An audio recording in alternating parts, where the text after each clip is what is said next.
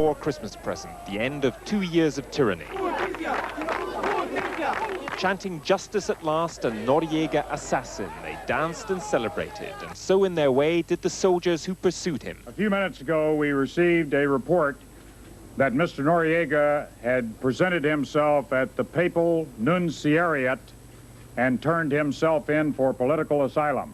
24,000 US troops have searched for Noriega since Tuesday, yet to the end his cunning has been extraordinary, choosing for refuge not the Nicaraguan or Cuban embassies as expected, but that of the Vatican, and flying in by civilian helicopter. Back it up.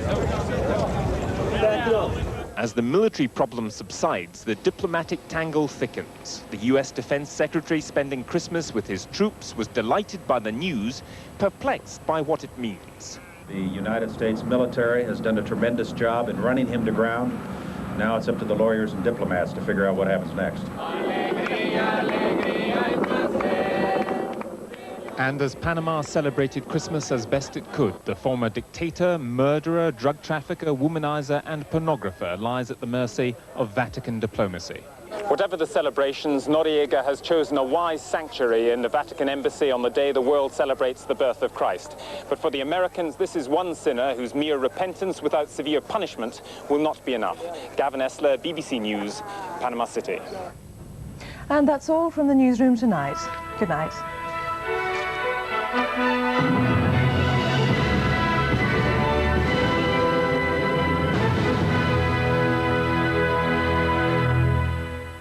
Good evening to you. I hope the weather didn't put too much of a damper on your Christmas. Actually, it does look as if the weather's going to be settling down in the next few days, getting much quieter and drier. But there's nothing particularly quiet about this evening's chart. Deep area of low pressure close to Iceland there, and another little area of low pressure that's going to come uncomfortably close to the southeastern corner of the country and perhaps bring some rain during the course of tomorrow. In fact, you can see it quite vividly brewing up on this evening's satellite picture.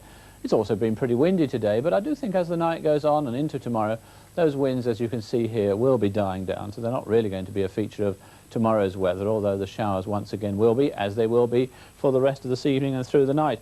I think in central and eastern parts, though, the showers becoming few and far between, and with those clearing skies, there will be one or two mist and fog patches around probably towards the end of the night, and here and there a touch of frost too, so those late showers could give you some slippery patches on the roads. And then tomorrow, well, a bright enough start in many places, the odd patch of fog to clear away, but there'll be some sunshine. But even right from the word go, in many of those northern and western areas, there will be showers around, and they're going to be feeding across probably during the course of the day. The exception to that is going to be the southeastern corner of England, where there'll be a veil of cloud, that cloud thickening to bring outbreaks of rain later on. Temperatures a degree or two lower.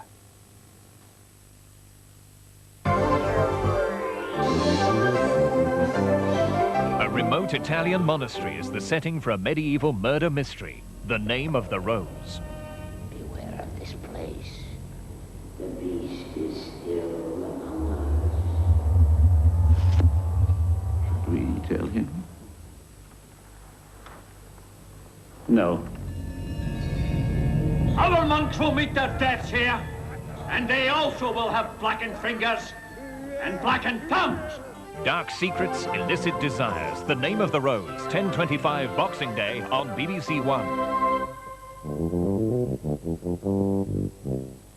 And our film now on BBC1 stars John Cleese as a manic headmaster whose world of military-style efficiency begins to fall apart.